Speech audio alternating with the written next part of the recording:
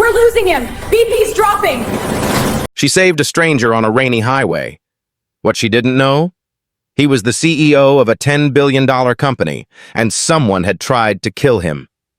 The next person on the hit list is her.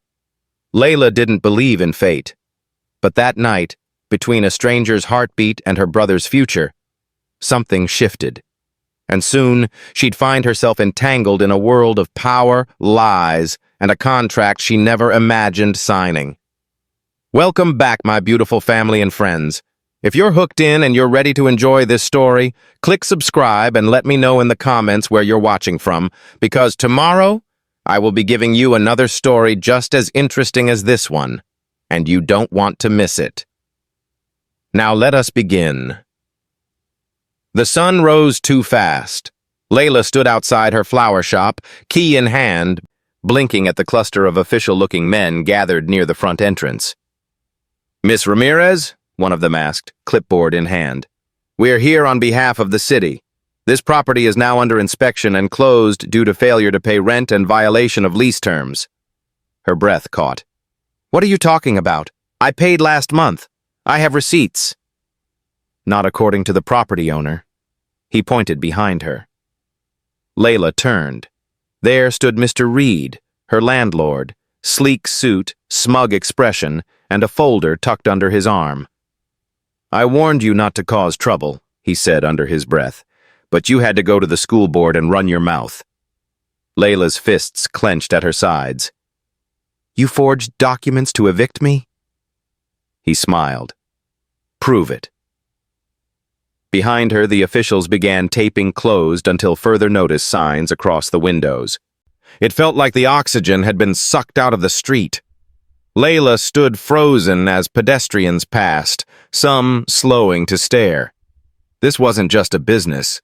It was everything she had left. Her phone rang. "Diego?" she answered, heart thudding. Her brother's voice cracked. "They kicked me out, Layla. I'm not allowed back." "What? Why?" "They said I broke the school code, that I was aggressive, but I only defended myself." Layla shut her eyes, fury rising in her chest. She'd reported the bullying. The principal had promised action. Instead, Diego had been punished. "It's Mr. Reed," Diego said.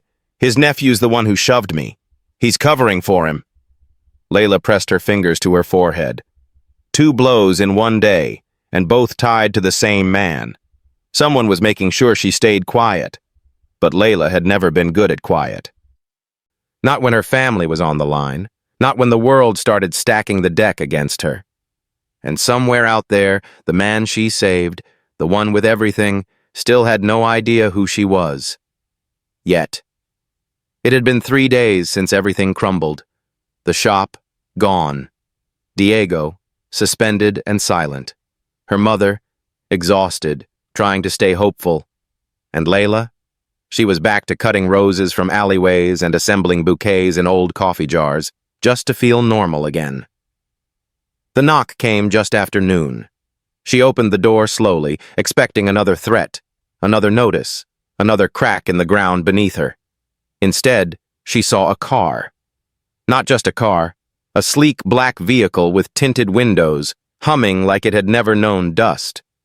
A suited man stood beside it, impassive. And then he stepped out. Luca Grant, no longer bloodied and broken, but polished, jawline sharp, eyes cool, suit worth more than her entire life savings. Still, she recognized him instantly. She had seen his face in that moment between life and death. "Miss Ramirez?" he asked, voice low, careful. Layla gripped the door tighter. "Yes?" I believe you saved my life." Silence. "I wanted to thank you properly," he continued. "My team tracked your name through the hospital logs. You donated blood, stayed until the ambulance came, then disappeared." She shook her head. "You don't owe me anything." He blinked. "I nearly died. You gave me blood. CPR, that's not nothing." "I did what anyone would have done. Layla said. I'm not looking for attention or repayment. Something flickered across his face. Curiosity? Confusion? Maybe both. She started to close the door, but he caught it gently. Your flower shop, he said suddenly. It was shut down. She froze. And your brother, expelled from school, over a bullying complaint. How do you know that? Her voice was sharp now. I looked into your background. I'm not here out of pity. I'm here because I don't like corruption. And from what I see, you're caught in the middle of it. Layla exhaled slowly. This man, this stranger she'd pulled from fire and metal, had more power in his words than most had in courtrooms. I'm fine, she said at last. I don't think you are, he replied calmly. But you will be. Then he turned to leave. No grand speech, no promises, just a man stepping back into the car she couldn't afford to dream about. But as the door shut and the engine started, Layla had a feeling. This wasn't the last time she'd see Luca Grant. 3 days after Luca Grant appeared at her door, he came back, with something far stranger than gratitude. This time, he didn't knock. Layla opened the door to find him already standing in the hallway, flanked by a sharply dressed assistant and a leather briefcase. I need 10 minutes, he said. No more. Layla crossed her arms. That depends on what you're selling. I'm offering a deal, Luca replied evenly, and your life is part of it. She blinked. Excuse me? He stepped inside and placed the briefcase on the table. The assistant opened it, revealing a thick document, page after page of dense legal language and gold-embossed letterhead. Layla frowned. What is that? A marriage contract, Luca said plainly. 6 months. We pretend to be married. In return, I clear your family's debts, reopen your flower shop under your name, and make sure your brother is reinstated. She stared at him like he had grown 2 heads. Is this a joke? He didn't blink. My board is threatening to remove me. My ex-fiancée and her father are leading the charge. They're trying to discredit me and take control of my company.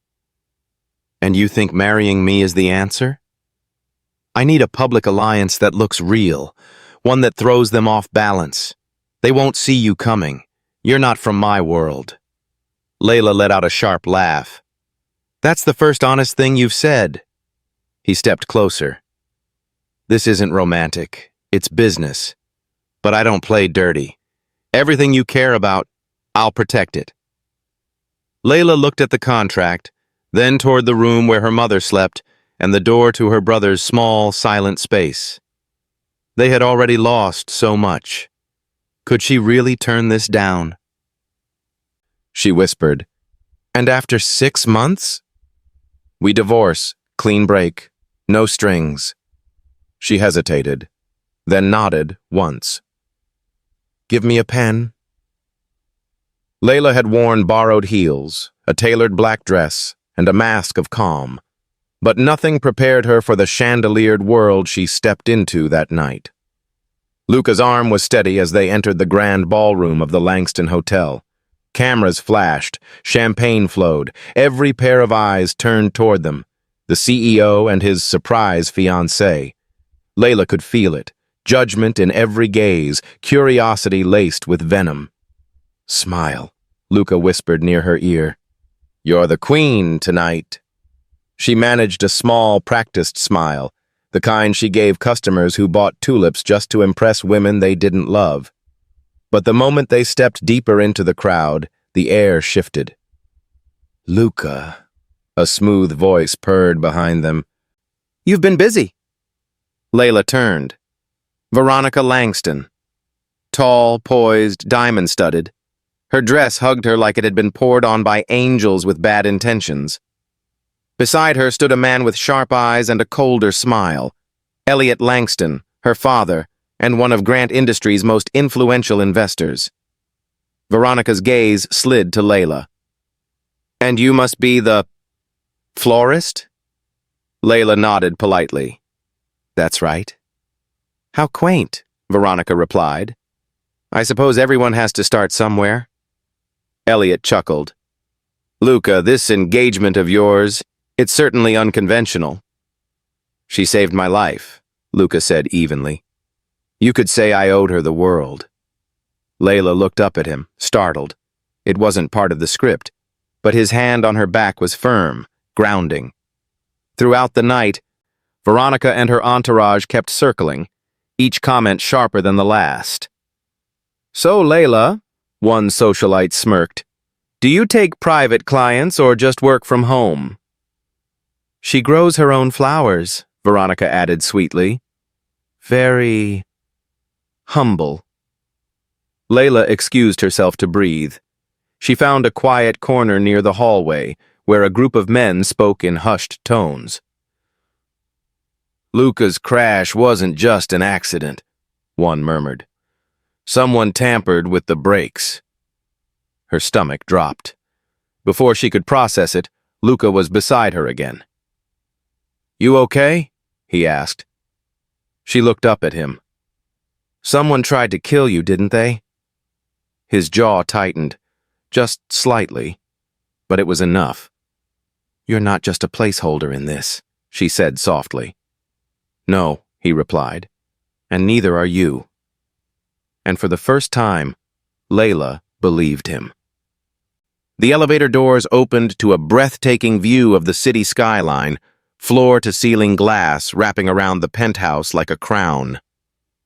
This is temporary, Layla said aloud, more to herself than Luca. Luca, standing behind her, didn't reply. He didn't need to. The silence said everything. It doesn't have to be.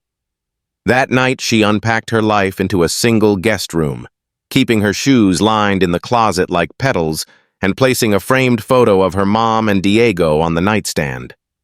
The next morning, Layla became someone else. Elle Monroe, a new junior designer in Grant Industries' in-house creative team, slipped past reception in a navy blazer 2 sizes too big. Her cover? Handpicked by HR for her fresh perspective. Only Luca and one trusted executive knew the truth. She spent her first week in silence, sketching floral motifs for a fragrance campaign while Veronica Langston glided through meetings like a queen unchallenged. But it didn't take long. You submitted the wrong file, Veronica's assistant sneered on day 4. No, I didn't, Layla replied. Yes, you did. I saw it. A rookie mistake. Layla checked her email. Her original file had been swapped. Veronica walked in moments later, smiling too wide. Perhaps you're not quite Grant Industries material. Layla held her tongue, but her fingers clenched the tablet harder than necessary. At home, things got worse. Mr. Reed had been lurking outside their old apartment, banging on doors, demanding late fees they didn't owe. He even cornered Diego on his way back from tutoring. You think just because your sister ran off with a rich man you're untouchable? He hissed. You're not. Diego ran home shaking. That night, Layla told Luca. The next morning, Luca stood outside Reed's office with 2 bodyguards. You threaten her again, he said coolly, and I won't just evict you. I'll buy your building, your block, and every crumbling brick you stand on. Reed never showed his face again. That weekend, while organizing campaign files, Layla stumbled across an archived document Veronica had left open, a logistics log from Luca's crash night. Odd. It listed Langston Group's private driver schedules, suspiciously overlapping with the crash location and time. She took a photo before anyone saw. Pieces were forming a picture now, and it was uglier than she imagined. Veronica hadn't just wanted Luca back. She might have wanted him gone, permanently. The photo Layla had taken burned a hole in her phone. She stared at it for days, debating what to do. A logistics file wasn't proof, but it was a thread. And when life unraveled, threads were where truth began. She showed it to Luca over breakfast, sliding her phone across the marble countertop without a word. He studied it in silence. Langston's private driver routes, she said quietly. One of them placed at Westbridge and 5th, same street as your crash, same time. His jaw tightened. I've seen this before, but it was buried. Someone pulled it back up and left it open on purpose. Maybe they want you to find it. Luca stood, pulling out his phone. I'll call Marcus. Marcus Quinn, Luca's head of security, was a retired intelligence officer with a grudge against anything corrupt. Within hours, he had a team scrubbing surveillance archives, call logs, vehicle records. That night, he returned to the penthouse, his expression grim. The brake lines on your car, Marcus said, placing a file on the table. They were tampered with. Layla sat up straighter. You're sure? Positive. We pulled video from a backlot garage used by Langston Group's maintenance crew. One technician was paid off in cash. Guess who made the payment? He slid forward a photo. Preston Langston, Veronica's brother. Luca's hands curled into fists. She used her own brother to stage my death. Layla watched him carefully. What will you do? Press charges, he said without hesitation. Expose the whole damn family. But Marcus hesitated. There's a problem. Luca looked up. They've already started watching Miss Ramirez. Her brother's being followed. Your fake engagement stirred the pot more than we thought. Layla's stomach dropped. Luca stood silent for a moment, the storm behind his eyes settling into steel. Then we wait, he said, until I know they won't retaliate against her. You're letting them walk? Marcus asked. For now. He looked at Layla. I won't risk you or your family, but they won't get away with this. I'll bury them when it counts. Layla exhaled, torn between relief and the need for justice. She had stepped into Luca's world to protect her family. Now he was staying in it, for hers. 6 months. That was the deal. The timeline, the boundary. And now, the clock had run out. Layla stood in the quiet of the penthouse, a packed suitcase at her feet and a resignation letter tucked into her purse. Her heart felt heavier than either. There'd been no mention of the contract's end, not from Luca, not from anyone. Just silence, like no one dared break it. She had meant to slip out early, no scene, no goodbye. But as she reached for the door, the elevator chimed behind her. Leaving without saying anything. Luca's voice was soft but sharp enough to stop her. Layla turned, already braced for the awkwardness. The agreement's over. He nodded once. Yes, it is. She gestured to her suitcase. So, I'm just keeping my end. Luca didn't answer right away. Instead, he stepped aside and held out an envelope. What's this? She asked. A dinner invitation. Tonight. No cameras. Just us. That evening, the penthouse transformed. Candles flickered across the terrace, casting golden light against the glass windows. A small table was set with her favorite dishes. He remembered everything. Layla sat stiffly across from him, unsure what to say. Do you regret it? Luca asked. The contract, she said. No. I just don't know what was real. His gaze didn't waver. This is. He reached into his jacket, pulled out a small box, and set it on the table. Not a folder, not a contract, a ring. No deal, no terms, just a question. Layla blinked, startled. Will you marry me? He asked, voice low. Not for leverage, not for show, just because I can't imagine going back to a life without you in it. She stared at him, her heartbeat pounding in her throat. This isn't pity, she whispered. Or guilt? It's the most selfish thing I've ever done, he said. I want you. In my life. Forever. Layla's fingers trembled as she reached for the ring, then stopped. Just for a breath, a heartbeat of fear. But it passed. She smiled. Yes. The smell of fresh lilies hit her first, not from someone else's arrangement, but from her own hands, in her own shop. Layla's Garden. The name stood proudly above the storefront in elegant white script. No landlords, no forged leases, no strings, just hers. Luca had offered to buy her a chain of boutiques. She said no. This one, she told him. Just this one. Let me build it from the roots. He had smiled and kissed her forehead. Then I'll stay out of the soil. Business was slow at first, but peaceful. Flowers didn't rush. They bloomed when they were ready. Kind of like her. Diego's laughter echoed across the shop as he ran in after school. His new school. One with real teachers, real counselors, and no bullies to hide behind money. Layla handed him a small bouquet for his favorite teacher.